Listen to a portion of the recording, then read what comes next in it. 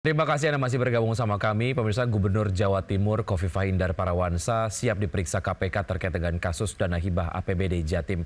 Dalam kasus tersebut, KPK telah menetapkan 21 tersangka dan menggeledah 7 lokasi termasuk ruang kerja Khofifah.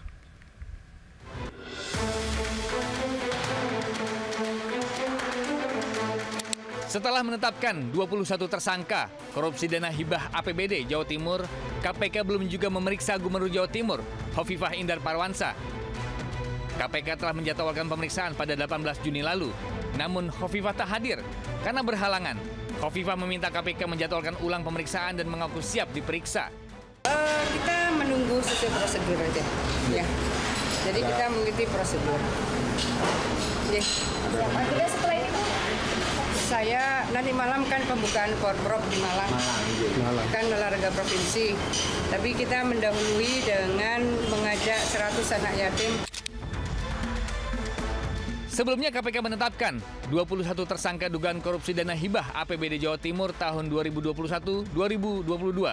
KPK juga menggeledah 7 lokasi sejak April 2025. 3 diantaranya rumah pribadi, yaitu rumah mantan Ketua DPD, Lanyala Mataliti di Surabaya. KPK juga menggeledah ruang kerja Gubernur Khofifah dan membawa 3 koper berisi dokumen dan flash disk.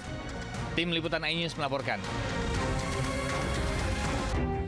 Pemirsa, 7 warga ditangkap Polda Banten terkait dengan aksi perebutan pengelolaan limbah pabrik di wilayah kota Cilegon, Banten.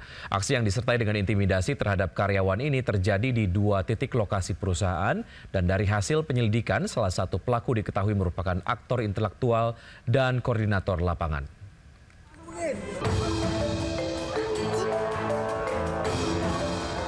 Sejumlah orang melakukan intimidasi dan sweeping karyawan perusahaan pengelolaan limbah industri di wilayah kota Cilegon, Banten.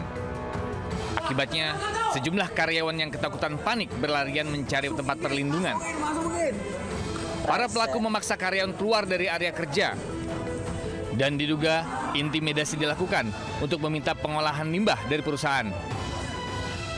Usai viral, polisi mengamankan 7 pelaku dalam waktu berbeda, sejak 26 Mei hingga 27 Juni 2025. Polisi juga menetapkan EH sebagai aktor intelektual di balik aksi kericuhan perebutan limbah pabrik ini. Kelompok masyarakat lingkungan sekitar, yang mana 7 orang tersebut adalah menciptakan demo, tapi faktanya adalah aksi sweeping, yang mana video sudah jelas, mulai membongkar pintu depan, pintu belakang, sampai sweeping di area perkantoran, yang tujuannya untuk mendapatkan pengelolaan limbah atas PT Lotte Chemical Indonesia. Atas perbuatannya, para pelaku dijerat pasal penghasutan, kekerasan, dan perusakan barang dengan ancaman pidana 9 tahun penjara. Dari Serang, Banten, Mahesa Apriandi, iNews melaporkan. Beralih ke informasi lain, pemirsa, aksi seorang pria di Depok, Jawa Barat viral di media sosial.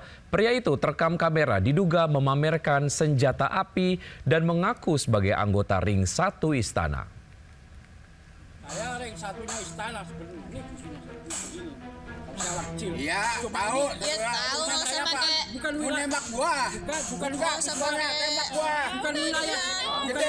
Bukan wilayah saya gitu loh. Iya tahu.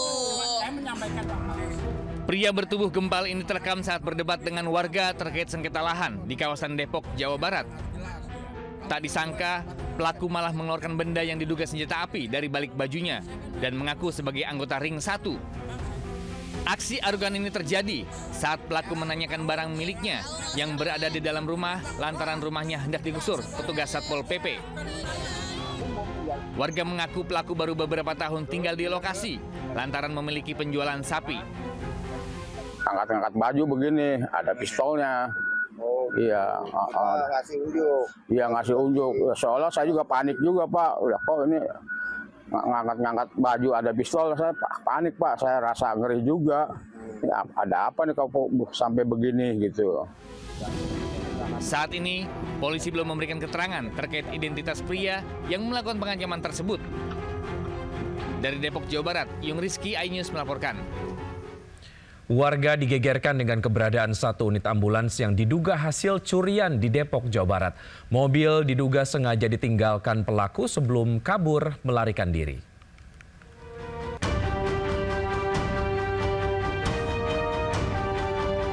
Warga di sekitar Jalan Mayor Idrus Tapos, Depok, Jawa Barat dikagetkan penemuan mobil ambulans yang diduga hasil curian. Warga setempat yang mengenali mobil ambulans itu pun langsung melaporkan kepada pengurus lingkungan setempat. Dari keterangan salah satu warga, ambulans tersebut sudah terparkir sejak siang hari. Diduga ambulans sengaja ditinggalkan di lokasi itu. Nanti istri saya kerja lagi tengah hari, terus saya lewat aja, terus ya biarin mobil di sini nih, udah. Gaya pokoknya di sini nih. Ya, depan motor ini aja nih. Nggak tahu punya siapa. Nggak tahu dah. Tapi tadi langsung rame bang. Abang tahu? Maksudnya saya langsung lewat, masih mobil aja sih gitu, belum ada siapa-siapa. Guna pemeriksaan lebih lanjut, warga bersama pengurus lingkungan setempat membawa mobil ambulans itu ke Polsek Cimanggis. Dari Depok, Jawa Barat, Yung Rizky, iNews melaporkan. 99 wisatawan yang akan menuju pulau terombang-ambing di tengah laut perairan Pulau Seribu, Jakarta Utara karena kapal yang ditumpangi mengalami kerusakan. Petugas Gulkarmat Jakarta Utara mengevakuasi penumpang ke Pulau Panggang dan Pulau Pramuka.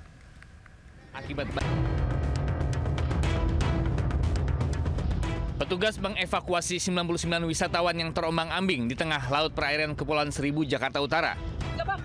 Kapal motor Rindu Alam yang ditumpangi para wisatawan tiba-tiba mengalami mati mesin akibat baling-baling tersangkut jaring ikan di Pulau Sekati.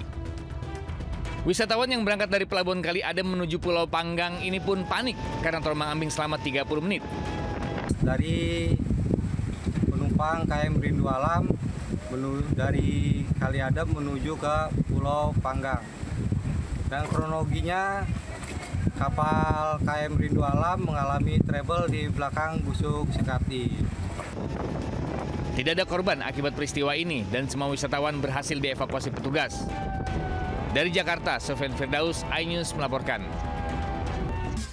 Ditinggal liburan, rumah mewah di Kebonjeruk, Jakarta Barat dibobol maling. 800 juta rupiah raib dibawa komplotan pencuri yang mengendarai minibus.